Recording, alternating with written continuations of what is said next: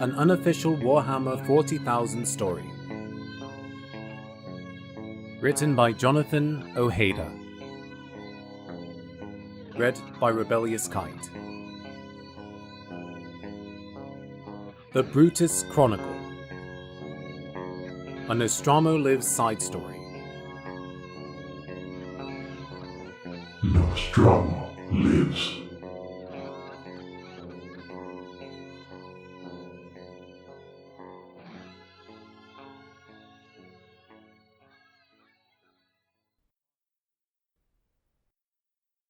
What I remember from that day is an inferno of metal and fire. I remember walking upon the sky among the clouds of that planet, the wind screaming its defiance at my presence. Those few moments, how quick they were, felt of freedom. The heavens cast me down from their embrace, and the hellish nightmares of the void would consider me their equal. I am ignored as their prey. In those moments, all meaning transcended the savagery of existence. I all but let go of reality. Promptly, of course. The burning hulk of that Imperial vessel roared into shuddering winds, breaking through paradise. Part 2. Upon Wings of Fire. I swear I've killed that one 6 times this day. Why do they all look the same? Whirlwind's fire and the familiar symphony of destruction entered its second hour of performance. All around Radel, the sermon of siege warfare raged on. His question was shortly met with an answer. Who cares how they all look? I want to see them all dead. The voice belonged to Drac Tiro, a brother by blood that he had not seen since before they embarked on the path to becoming Astartes. Radel saw his brother send bolter rounds towards the high wall of the enemy stronghold, and on the receiving end, 3 men grouping together were torn to bloody pieces. Such a mistake was common among their foe. They seemed to lack the ability to understand the dangers of their tactical errors. This made him wonder for a second. Why hadn't these loyal scum taken such caution? They seemed eager to die, and although it was a welcome sight, Radel couldn't help but question the action. Why do they not stay down? The Vox cracked open. In the distance, behind a natural rampart, Demol angrily lashed out, following his words. His chainsword dug deep, shredding the innards of an oncoming guardsman. Without exposing his body from cover, the Knights Lord waited for the next soul to so eagerly waste their lives. His voice came in once more from the Vox. I slaughter 1 and 3 take his place. His armor absorbed 3 last shots as he fired off 2 rounds from his bolt pistol towards their origin. Radel risked another glance at the battered barrier his brothers eagerly fired upon. Swarms of last fire and ordnance hurled in every direction. As he began to reload his bolter, a concussive force drove its way through the destroyed predator hull he used for cover. Take that thing out, he yelled into the Vox. His mind quickly understood the assailant's weapon. His anger flared. The siege was to be quick, methodical, but from the beginning it was anything but that. When one of the tribute worlds refused to comply, Pha'Raz had deemed it necessary to allow them to live.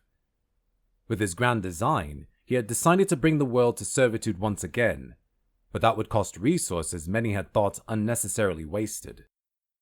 Commanders and veterans alike had argued for 2 days about the choice of their leader, but Radel had witnessed the strategic prowess of Pha'Raz time and time again. He knew the peculiar Night Lord already saw victory. The world Vorlax 13 was a small backwater planet, not one that would gain much attention upon its demise. This helped propel the idea that it would be swiftly conquered. The planet held an isolated population of industrial workers, farmers, and some foreign off-world traders that were eager to exploit the riches native to the planet. Once the Night Lords discovered this jewel of a world, they aggressively swayed the economic flow of resources to their cause. After a short display of resistance, the world soon bowed to its new masters. Keeping a tribute of labor, soldiers and resources to both the Imperium and the Night Lords, the planet quickly fell into crisis. 10 years was all it took for a newly found courage to muster. No longer would they keep contributing to a small band of pirate Astartes.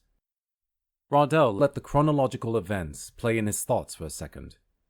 It all boiled down to if they could break the populace once again. Only then could they make its inhabitants pay severely for their disobedience. It seemed difficult this time. It was as if their courage was artificial. A crack of the air above Rardell demanded his attention.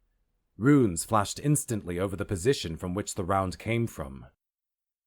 Deafening sounds radiated, rockcrete scattered with every impact, and ground churned underneath the laboring treads from predators and whirlwinds that moved in support of the Night Lord's positions. Rardell spoke into the Vox once again. Demal! What? Demal let his anger show. Move forward. I have a plan. What plan? You want me dead for nothing? There are too many concentrating their fire when I show myself. Demal.